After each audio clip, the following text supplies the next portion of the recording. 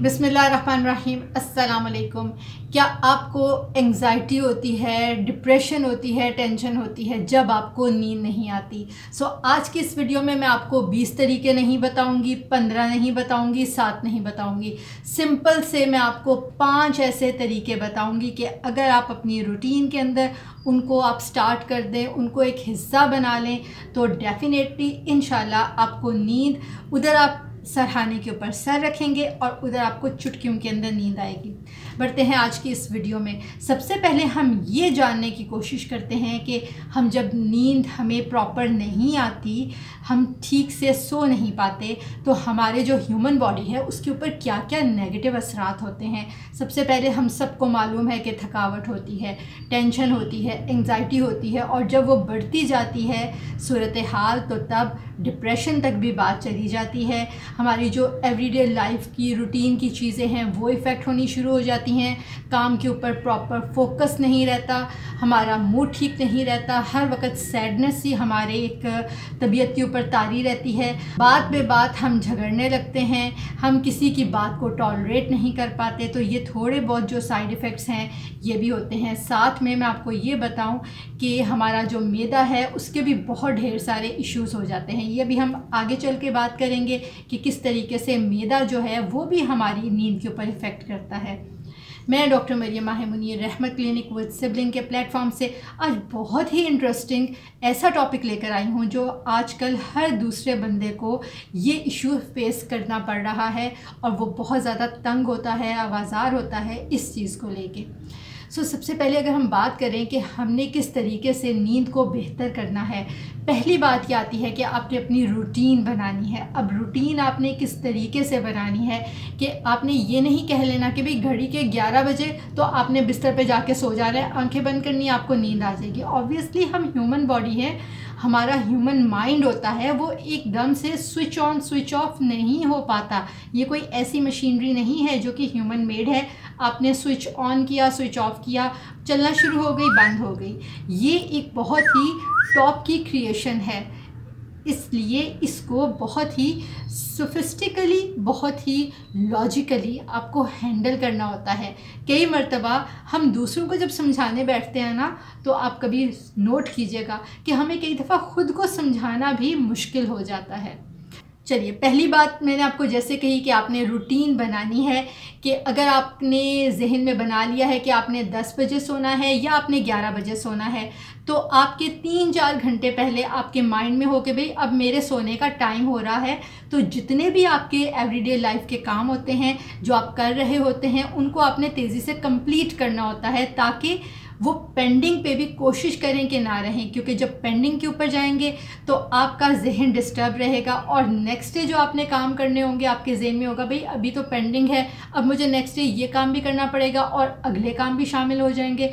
जिस दिन का काम हो कोशिश करें कि उसको आप सेटल करें, उसको कंप्लीट करें, ताकि आपका माइंड रिलैक्स हो। ये बहुत इंपॉर्टेंट चीज़ होती है कि आपको सोने के लिए माइंड रिलैक्सेशन चाहिए होती है।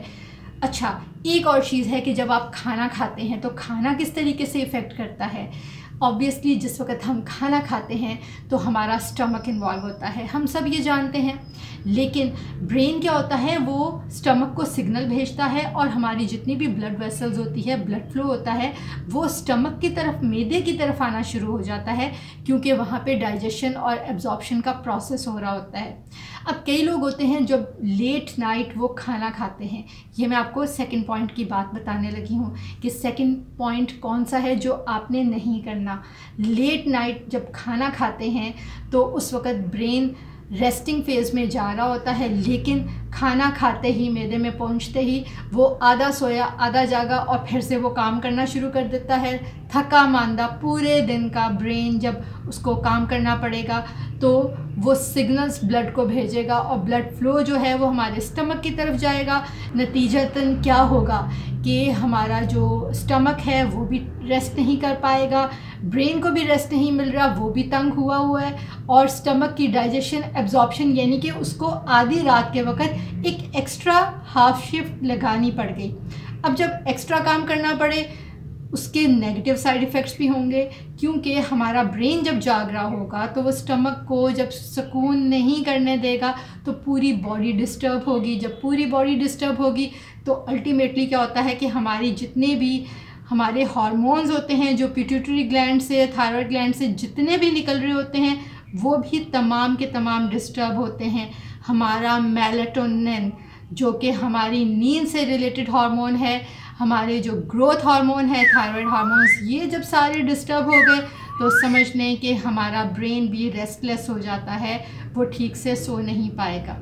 कोशिश ये करनी है कि आपने खाने की रूटीन को सेट करना है। अब हम सब ही तकरीबन दिल करता है कि रात जूं जूं गुज़रती है कुछ खाएं, दिल कर रहा होता है। हमारे कदम बार बार किचन की जानिब बढ़ रहे होते हैं कि भाई फ्रिज को खोलें, रेफ्रिजरेटर खोलें, कोई चीज़ है, मज़े की चीज़ है जो अभी रात को डिनर के वक्त खाई थी वो दोबारा से खाएं। उसको रोकने का तरीका यही होता है कि जिस वक्त आप रात का खाना खाएं साथ में ही आप ब्रश कर लें, दांतों की सफाई कर लें, ताकि एक आपको रोक लग जाए, भाई अब तो मैंने दांत साफ़ कर लिए हैं इसलिए मैंने अब और नहीं खाना। तो ये तमाम जो छोटी छोटी चीज़ें होती हैं ना, ये माइंड के ऊपर इफ़ेक्ट करती हैं। नेक्स्ट जिक्र करते हैं कि आपने जहाँ सोना है वो कमरा कोशिश किया करें कि वो डार्क हो, यानी कि अंधेरा हो। बहुत से लोग हैं वो रिकमेंड करते हैं भाई आप लाइट ज़ीरो पावर की लगा लें या कोई आप वो लाइट कर लें, फ़लाँ लाइट कर लें, वो इफ़ेक्टिव है। लेकिन मैं आपको सही बात कहूँ कि अंधेरा ही बेस्ट होता है, क्योंकि हमारे ह्यूमन बॉडी इस तरीके से ट्रेंड हुई है कि उसको पता होता है कि मॉर्निंग होती है, सूरज निकलता है और हमारी पूरी बॉडी एक्टिव हो जाती है, उधर शाम होनी शुरू होती है और हमारा जो ब्रेन होता है वो तमाम अपने फंक्शंस टेम्प्रेरी तौर पर नींद के दौरान के लिए वो शट डाउन कर रहा होता है। इसलिए आप कोशिश करें कि अंधेरे में सोएं। और ये जो मोबाइल की लाइट्स होती हैं और स्पेशली जो नीली लाइट्स होती हैं, ये नींद के ऊपर बहुत ही नेगेटिव असरात डालती हैं। सो इनको आपने रोकना ज़रूरी होता है। आपने कोशिश यही करनी है कि आप मोबाइल को एक साइड पे रख दें, उसके ऊपर अलार्म सुबह का लगा दें जब भी आपने सुबह के वक़्त उठना है, और बाकी आप उसको यूज़ ना करें। चौथी बात की तरफ आते हैं, जो बहुत ही एक अहम चीज़ जिसको मैं कहती हूँ कि आपने स्टिमुलेंट्स को अवॉइड करना है। स्टिमुलेंट्स में कौन सी चीज़ें आती हैं?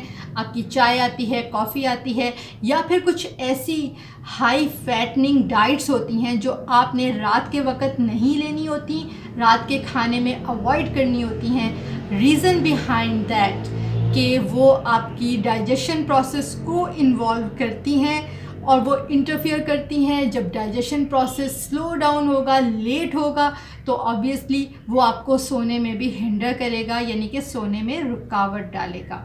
सो आपने स्टिमुलेंट्स को अवॉइड करना होता है। लास्ट में आपको यही चीज़ कहूँगी कि आपने अपने जो रूम का एनवायरनमेंट है जहाँ पे आप सोते हैं उसको आपने बहुत ही कामली रखना है, काम कूल रखना है।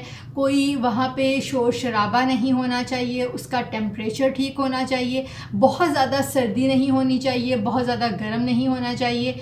अगर तो सर्दियों के मौसम है तो आपके कमरे में खिड़कियाँ हैं तो उनको आपने प्रॉपरली उनको बंद करना होता है, ताकि वहाँ से आधी रात के वक्त जो ठंडी हवाएं चलती हैं वो अंदर ना आए और उस टाइम पे आपको सर्दी ना लगे और आपकी नींद डिस्टर्ब ना हो, आप सोते में उठ ना बैठें। इसी तरीके से अगर बहुत ज़्यादा गर्मी के दिन हैं तो तब भी आपने कोशिश करनी होती है कि आपने हवादार कमरे के अंदर रहें ताकि आपको नींद ठीक से आए। आज के इस वीडियो में मैंने आपको बहुत ही छोटी छोटी चीज़ें बताई हैं, सिंपल चीज़ें बताई हैं, जिनको तो अगर आप फॉलो करेंगे, अपनी रूटीन का हिस्सा बनाएंगे, तो नो डाउट, इसमें कोई शक नहीं है कि आपकी जो नींद डिस्टर्ब्ड है वो बहुत हद तक सेटल हो जाएगी। लेकिन आपने एकदम से नहीं करना होता ये कि आप ये कहें कि भाई स्विच ऑन हो गया, भाई अब ये मैं सारे काम करना शुरू कर दूंगा या करना शुरू कर दूंगी। ये आपने अपने माइंड के साथ, रूटीन के साथ शामिल करते रहना होता है। उम्मीद करती हूँ कि आज की वीडियो अच्छी लगी है। तो अगर तो अच्छी लगी है ना, तो आपने इन चीज़ों के ऊपर अमल भी करना है। ये नहीं कि सिर्फ वीडियो सुन ली तो आप अमल नहीं करेंगे, जब तक प्रैक्टिकल नहीं करेंगे तब तक कोई भी नतीजा नहीं निकलेगा। सिर्फ वीडियो सुन लेने से, मेरी बातें सुन लेने से आपके मसले सेटल नहीं होते। मैं आपको सच में बताऊं, मसले लाइफ के, ज़िंदगी के आपको ख़ुद से ही हल करने होते हैं। हाँ, कोई आपको आके बता दे, एडवाइस कर दे, वो एक अलग चीज़ है। इंशाल्लाह मिलते हैं अगली वीडियो में नए टॉपिक के साथ। अल्लाह निगहबान।